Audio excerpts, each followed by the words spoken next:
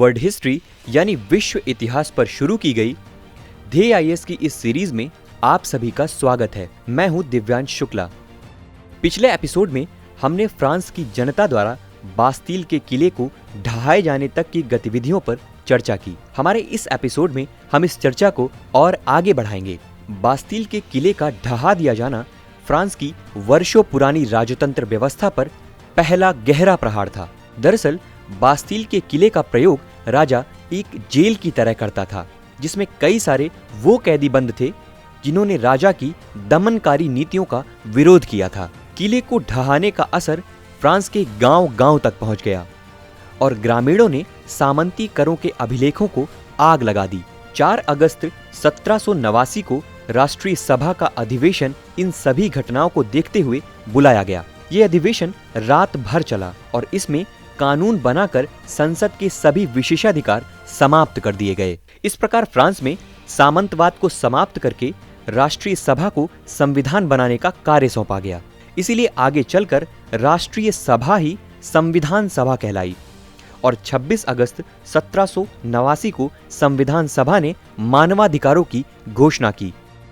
आपको बता दें कि इन मानवाधिकारों में स्वतंत्रता, संपत्ति, सुरक्षा तथा अत्याचार के विरोध का अधिकार आदि शामिल थे। इस राष्ट्रीय सभा ने चर्च एवं पादरियों पर भी नियंत्रण लगाया तथा चर्चों के लिए सिविल कॉन्स्टिट्यूशन ऑफ क्लर्जी बनाया, जिससे कई पादरी विरोध में आ गए और कुछ देश छोड़कर दूसरे देशों की शरण में चले गए। इसके बाद राष्ट्रीय संविधान सभा ने एक लिखित संविधान 1791 में तैयार किया, जिसे लुई 16 ने अपनी स्वीकृति दे दी। इस संविधान में राजा की शक्तियों को तो कम किया गया था, परंतु राजतंत्र को समाप्त नहीं किया गया था। इस संविधान ने फिर से एक नया प्रश्न जनता के सामने रख दिया। जनता सोच रही थी कि इस सब के बाद भी राजतंत्र अपनी जगह पर कायम है।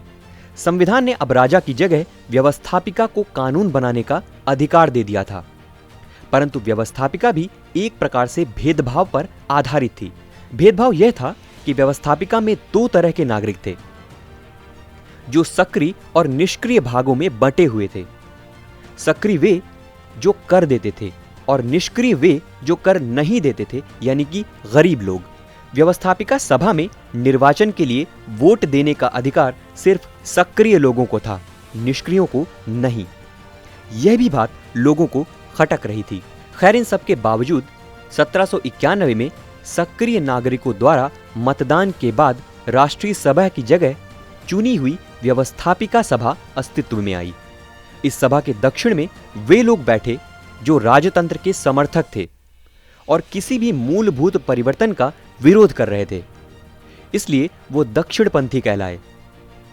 वहीं बाईं ओर बैठने वाले जो उग्र और क्रांतिकारी थे और परिवर्तन चाहते थे, वो वामपंथी या लेफ्टिस्ट कहलाए।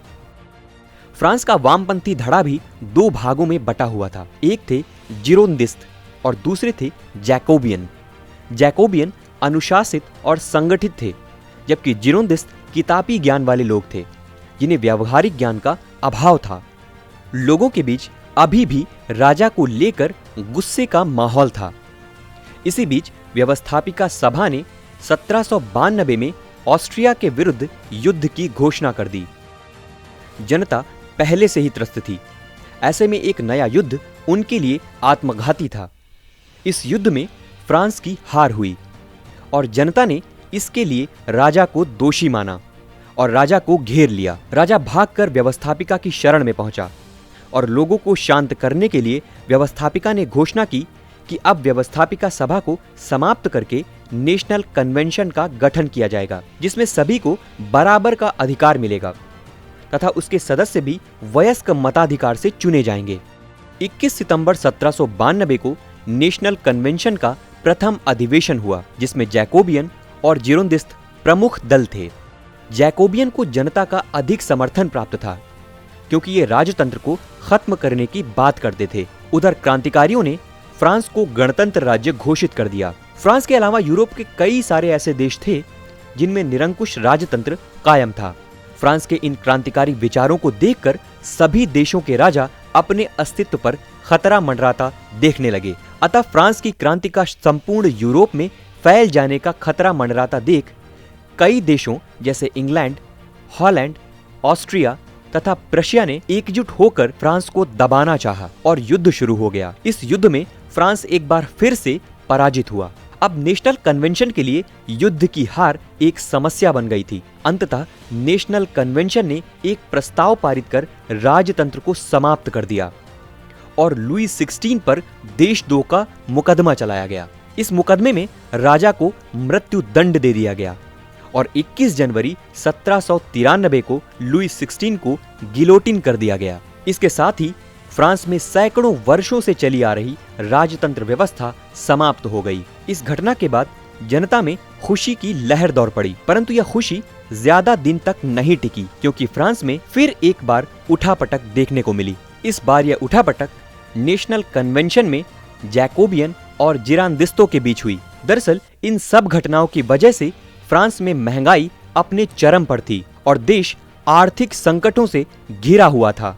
इन सब से बचने के लिए कन्वेंशन ने अमीरों पर कर लगाकर कर्ज वसूलने का कानून बनाया, जिसका जिरांदिस्तों ने भारी विरोध किया। इस पर जैकोबियंस ने भीड़ के साथ मिलकर जिरांदिस्तों को अवैध तरीके से गिरफ्तार कर लिया। एक बार फिर पूरा फ्रांस इस घटना से चौंक गया।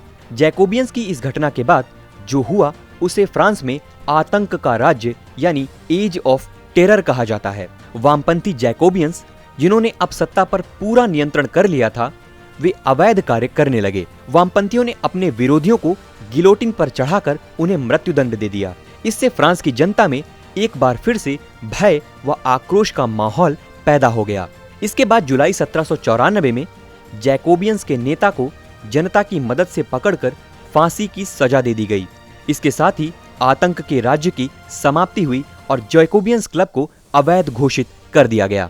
अब नेशनल कन्वेंशन ने कुछ महत्वपूर्ण कदम उठाए, जिनमें राष्ट्रीय शिक्षा नीति अपनाई गई और फ्रेंच को फ्रांस की राष्ट्रभाषा घोषित कर दिया गया। गुलामी की प्रथा भी अब समाप्त कर दी गई तथा वास्तविक मायने में लिबर्टी, इक्वालिटी और फ्रैटर्निटी को लागू किया गया। राजतंत्र की जगह अब गणतंत्र घोषित हुआ और फ्रांस को पादरियों और चर्च के चंगुल से निकालकर धर्मनिरपेक्ष राज्य घोषित कर दिया गया। ये तो थी फ्रांस की क्रांति से जुड़ी कुछ अहम घटनाएं, लेकिन इसके बाद फ्रांस की राजनीति में या यूं कहें कि यूरोप की राजनीति में एक और नया मोड़ आया और वह था नेपोलियन बोनापार्ट। अब नेपोलियन कौन था तथा कैसे फ्रांस एक बार फिर राजतंत्र से गणतंत्र और गणतंत्र से नेपोलियन के तानाशाही व साम्राज्यवाद में लिपट गया, ये हम अगले एपिसोड में जानेंगे।